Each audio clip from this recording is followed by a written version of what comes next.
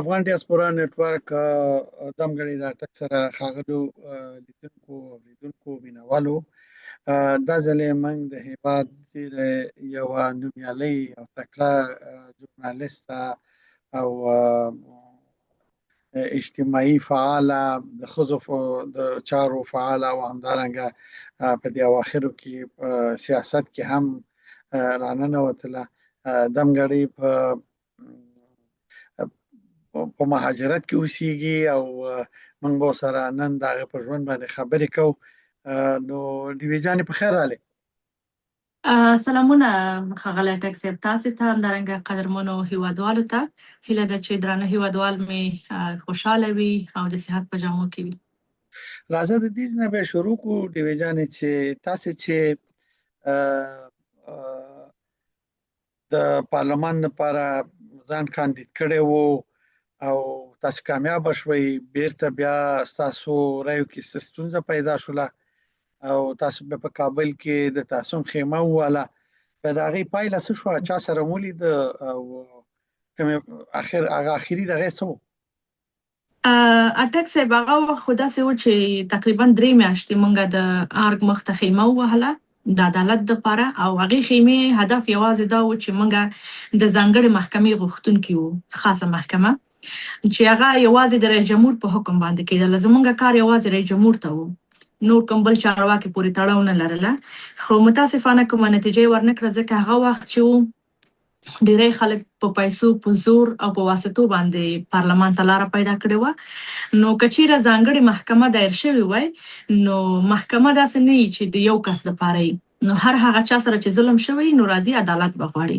نو هماغه هغه خلک چې په پیسو په رشوت پارلمان ته لاره پیدا کړې وه، په زور په واسطو، نو هغه خلک د دې سبب شول چې زموږ مخه ونیوله او رئیس جمهور ته یې غلط راپورونه ورکړه او رئیس جمهور دې ته حاضر نه شو چې هغه مېرمنو د عدالت دپاره خیمه وهلې وه او له هغوی سره وګوري. بیا هغه و چې د حکومت له طرفه هم په زوره په موږ دا خیمه ټوله شوله، چې حتی اطفایي راغللې پر موږ یې اوبه وشیندلې. د هغه وخت نظامیانو په زوره پر موږ باندې خیمه ټوله کړله، حتی ځینې تر جیله پورې لاړل. نو هغه اخر دغه تاسو په پایله به څنګه شوه؟ یعنې تاسو په زور پاڅول شوئ؟ بې نتیجې وه، پایله هیڅ نه وه، بې نتیجې او خیمه په زور ټوله شوه 3 میاشتې. د دې نه زما هدف یوازې دا و، هغه خلکو چې پر ما باور کړی و او ما ته رایه راکړې وه، ما هغوی ته ثابته کړله چې ستاسې رایه بې ځایه لا نړله. که له ما او له تاسې سره ظلم وشو او زموږ نه حق واخیسته، خو ما هم خپل کوشش ډېر زیات وکړ تر څو هغه خلکو چې په ما باور کړی و هغوی ته ثابته شي چې تاسې چاته رایه ورکړې وه، په چا مو باور کړی و. هغې خپل ټول کوشش وکړ. باقي چې زما مخه ونیول شوه او عدالت رامنځته نه شو، هغه د پورته خلکو کار و. نو ستا رقیب څوک و؟ ولې ته خو کامیابه ښځه وې، ولې ناکامه کړی شوې؟ یوازینی علت یې دا و چې زه هغه څوک وم چې د یوې غریبې کورنۍ پورې مې تړاو لرلو، نه د کوم یو زورواکې کورنۍ ومه او نه هم داسې یو زورور ما په کور کې لرلو او نه هم په حکومت کې داسې کوم زورور زما تر څنګ ولاړ و. ښه مثال یې ورکولی شو د دوستم، یعنې د هغسې یو کور سره ما تړاو نه لرلو چې زما تر څنګ د یو څوک ولاړ او زما په حق کې ظلم ونه شي. که څه هم د هغه د کورنۍ غړي شاید رایې هم نه لرلې، خو زور یې لرلو، غږ یې اورېدل کېدو، هغوی د هغسې کورنۍ غړو لاره پیدا کړه. زما په شان خلکو سخته وه او متاسفانه یو علت دا هم و چې زما کومه حریفه چې وه د هغې زما نه رایې کمې وې، خو هغې پیسې تېرې کړې، د پیسو په زور پارلمان ته لاړه، چې هغه ټولو ته معلومه ده. دا خو ډېره عامه خبره ده چې هغې پیسې ورکړې او دې پیسې واخیستې. نو دا به تر څو پورې موږ پټه ساتو چې چا پیسې ورکړې او چا پیسې واخیستې؟ داسې دی چې اټک صاحب هر څه ښکاره او روښانه دي، پټ پاتې کېدو هیڅ هم نه دي. په هغه وختونو کې د ننګرهار شکایتو کمیسیون چې کوم یو و، متاسفانه هغه پیسې واخیستلې، فقط یو څو ریزلټونو کې لاسوهنه وکړله.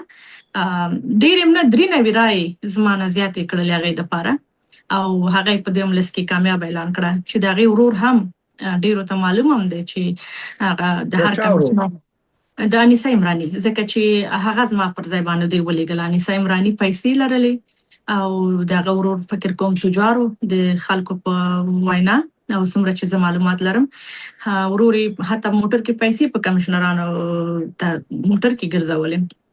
نو هغه د پیسو په زور باندې لاړله. هغه وخت چې د ننګرهار د شکایتو کمیسیون رئیس وکړو، حتی دغه نږدې دوستانو ویل چې هغه سره دومره پیسې نه وي چې هغه ځان ته داسې یو ښه څه راونیسي. خو وروسته له دې انتخاباتو هغه په کابل کې کور واخیست، موټر یې واخیست، ژوند یې تغیر شو. خو که چیرې یو ښه حکومت وای، عدالت وای، انصاف وای، نو ډېره په اسانه یې څېړنه کړې وای او هر څه به روښانه شوي وای. د کمیسیون رئیس د ننګرهار اوس چیرته دی؟ د ننګرهار کمیسیون د شکایتو کمیسیون رئیس، زه معلومات نه لرم چې اوس به چیرته وي، خو ښې پیسې یې واخیستلې او هغې ته یې زمینه مساعده کړه چې پارلمان ته یې لار پیدا کړه او لیست نه یې زما نوم وویسته. که څه هم زما ډېرې پاکې رایې وې. نو ستاسو به لیدلي ستاسو په هکله ما په فیسبوک کې لیکلي وو چې تاسو سره مرکه لرم. نو ډېرې پوښتنې د فیسبوک دي، دلته لیکل شوي دي چې تاسو اوس هم د سیاست او سیاستوالۍ سره مینه لرئ، شاعري کوئ، که نه تاسو به په آینده کې د ژورنالیزم برخې ته ځئ، که سیاست ته به راځئ، که د یو فرهنګي حزب به پاتې کېږئ د یو شاعرې په توګه؟ اټک صاحب، سیاست داسې دی لکه اور، که ورنږدې کېږي سوځوي دی او که ترې لرې کېږي نو زړه دې نه صبرېږي. اوس دغه برخې ته راغلی یم او امید دی چې په راتلونکي کې د تیر په څېر د ښځو دپاره زمینه مساعده شي، د ښځو ونډه مهمه وګڼل شي او هر څه د پخوا په شان شي. نو زه به انشاءالله بیا راځم د سیاست د ډګر نه، خپلو خلکو ته به خدمت کوم. خو اوس فعلا هر څه داسې دي چې هیڅ امید نشته دی. خو که په راتلونکي کې داسې یو څه زمینه مساعده شو حتما او پاتې شو شاعري، کله کله ډېر وخت شاعري ته نه ورکوم. او د ژورنالیزم تجربې دې څه وې د ستا دپاره په جلال آباد کې یا په ننګرهار کې چې په شروع کې ژورنالیزم راغی د یو تا غوندې پیغلې دپاره یا مېرمنې دپاره په رسنیو کې کار، د کور اجازه، د محیط کې ژوند کول، دا ستا دپاره څه یو تجربه وه؟ زما دپاره بهترینه تجربه وه، ځکه زما د ماشومتوب نه علاقه وه او په دې امید وم چې زه به یوه ورځ په راډیو یا په ټلویزیون کې کار کوم د یوې ژورنالستې په صفت باندې. خوشبختانه چې کله لږه راغټه شوم او د دې زمینه مساعده شوه، هغه وخت لا زه د 10م ټولګي زده کوونکې وم. په جلال آباد کې شایق نیټورک کې د ژورنالیزم 6 میاشتنی کورس اعلان شو. زما یو څو ټولګیوالې ورتلې، هغوی ما ته مو ویلې. نو کله چې کور ته مور مې اجازه راکړله نو زه لاړم، د ژورنالیزم 6 میاشتنی کورس مې ویلې. هماغه و چې بیا نرګس راډیو چې د ښځو راډیو و، ډېر برنامې د ښځو دپاره، بیا هغوی سره ما کار شروع کړ. نو زما دپاره بهترینې ورځې وې، ښې ورځې وې. زما د پرمختګ، ماته د خبرو کولو، د جرأت راکولو یوازینی آغاز و. او که تاسو کولی شئ چې د خپل ژورنالیزم یوه داسې خاطره ووایئ چې تاسو ته تلپاتې یا تجربه یا د خپل ژورنالیزم نه ګټه اخیستي یا د تهدید شوی؟ د ژورنالیزم تر ټولو ښه خاطره خو همدغه دی مټک صاحب چې یو ورځ زه له یو مشکل سره مخ شوم. نو هماغه و چې له ما سره مایک و، هغه چې کوم مشکل په هغې جزئیاتو به یې خبرې نه کوو ځکه چې کیسه به نوره اوږده سي، بل خوا به لاړه شي. نو هماغه د ژورنالیزم د زده کړو همت او د مایک سبب و چې ما د یو څو جالکارانو نه ریکارډ وکړ او هغه مو رسنۍ ته ورکړ چې هغه هم ډېر زیات انعکاس وکړ په خپل وخت کې.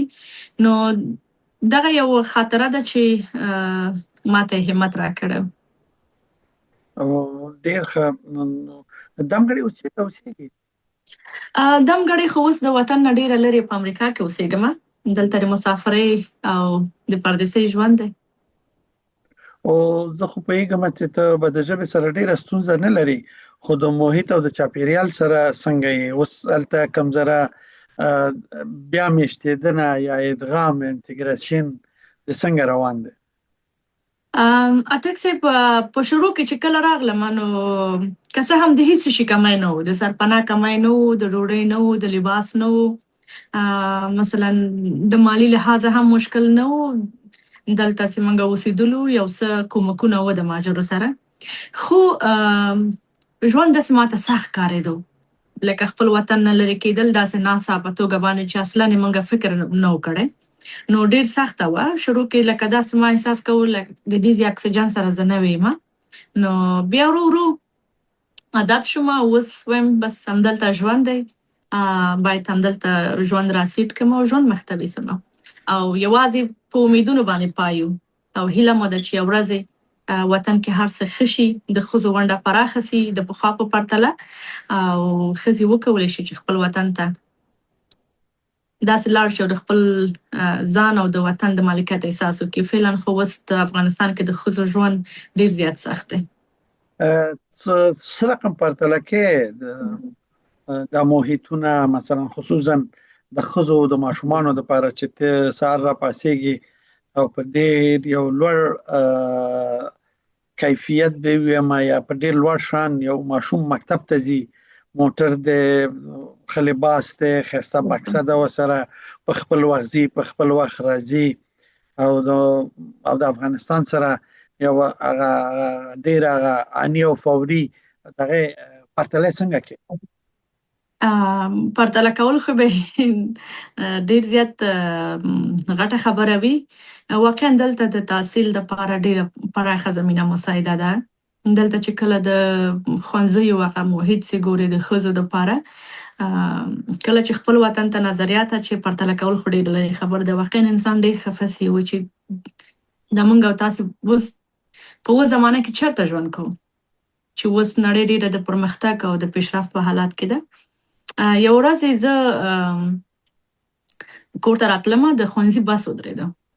نو په هغې کې یو معذوبه جنۍ وه چې په ولچر کې وه، چې په بس کې هغې دپاره ځانګړې دروازه یا ځانګړې سیستم دوی ته جوړ شوی و.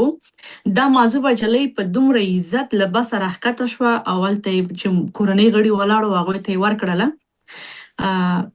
نو واقعا ما ډېر زیات افسوس وکړ.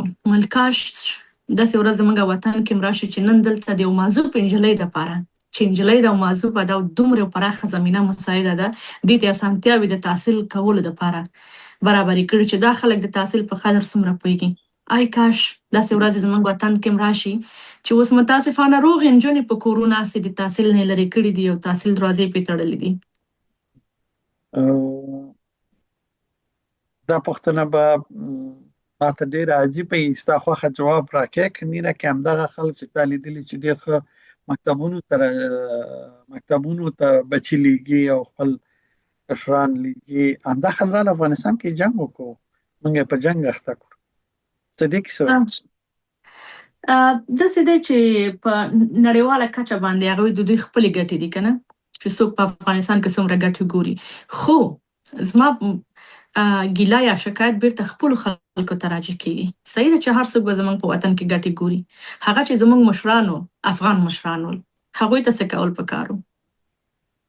هغوی خلکو چې مثلا زموږ په وطن کې ګټې خپلو ګټو دپاره یې جګړې کولې، ولې له دوی نه دوی ښه ګټه پورته نه کړه؟ ولې د دوی سیاست ناکامه سو؟ نو ای کاش زموږ مشرانو دې زمینې نه ښه ګټه پورته کړې وای. یو وخت جلال آباد کې یو د کرکټ ټیم درلودو چې هغه اوس هم سپورټ کې هغه هلکان شته که هغې هم وتلي ټول پلودې پلدي؟ هغه کرکټ ټیم چې چا جوړ کړی و چا مخ ته وړه په ډېر علاقې سره، متاسفانه هغه اوس په وطن کې دی. خو کله چې جمهوري حکومت رړنګ شو، نوي حاکمان راغلل، نو متاسفانه هغه لږ وځورول شو، کش شو چې تا یو مېرمنې دپاره کرکټ ټیم جوړ کړی و، تا کرکټ ټیم مخ ته وړو، یو اندازه وځورېده. نو متاسفانه اوس نه هغه کرکټ ټیم شته دی، نه هغه نوم شته دی، نه هغه هڅې شته څنګه چې پخوا وې. ځکه چې هلته د یو مېرمنې عکس ولګېږي او د هغې تر نامه لاندې یو کرکټ ټیم جوړ شي، نو دا ډېره غټه خبره ده. کیدای شي هغه چا چې دا ټیم جوړ کړی د تشدد او تاوتریخوالي سره مخ شي. نو اوس هغه څه نشته متاسفانه. ما خو خبره د پارلمان نه شروع کړه، ځکه چې ما دپاره هم دا ډېره زړه پورې وه. دا وویه چې ته زېږېدلې چېرته یې او تحصیل او تعلیم دې چېرته کړی؟ زما زه خو په لغمان ولایت کې پیدا شوې یم او ټول ژوند مې جلال آباد کې کړی دی. 12مه پورې مې زده کړې هم په جلال آباد کې کړې دي او له هغې نه وروسته لوړې زده کړې مې په هندوستان کې کړې دي، پولیټیکل ساینس برخه کې. نو د هندوستان د ژوند کیسې وکړه، څومره موده هلته وې او څه دې وکړه؟ ستا د هندوستان ژوند هم ډېرو خلکو ته یو سوال دی. بس داسې دی چې د ځینو خلکو چې ستا فکر او خبره خوښه نه وي، نو هغوی د مختلفو لارو نه کوشش کوي چې ستا نوم بد کړي او تا ته مشکلات جوړ کړي. حقیقت کې هغه څه نه وي، خو متاسفانه یو څو کسان یو منفي اوازه یا یو منفي خبره پورته کړي. خو یو ځل یو اوازه چې که په سوشل میډیا کې خپره شوه، که ته حقیقت هم مخته کیږدې، نو خبره خپره شوې د هغې راټولول یو څه بیرته سخته وي. په هندوستان کې زه هاوس وایف وم.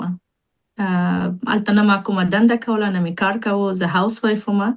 ورونه مې ول مخکې واده شوی ژوند و، کار روزګار هغوی کوو. هغوی ګټله، ما خوړله او خپل درس مې ویل او د دې ترڅنګ هم د فیسبوک سوشل میډیا نه د ښځو دپاره د خپلو خلکو دپاره مې یو نیم لیکل کول. همغه چې راته یو څه مشکلات هم جوړ کړل چې ماته یې وروستیو کې ډېر معلومات وشو چې ډېر زیات مشکلات راته جوړ شول. بس همدغه ژوند و. خو هلته زه هاوس وایف وم، کومه دنده یا وظیفه مې نه لرله. کوم اتهامات او الزامونه چې خلکو راباندې لګول هغه مطلقاً دروغ ول. فقط یو څو کسانو.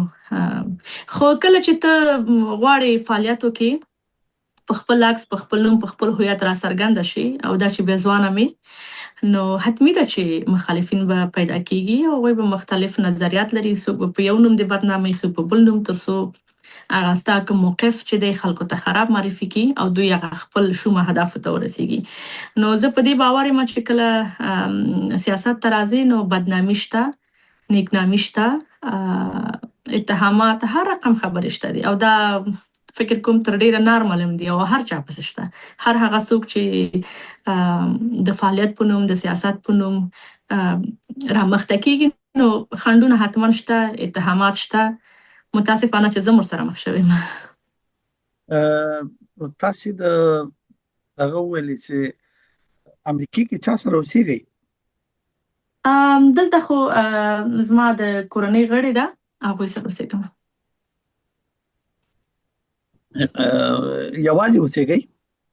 نه دلته زما خورۍ نه دي، هغوی سره اوسېږم.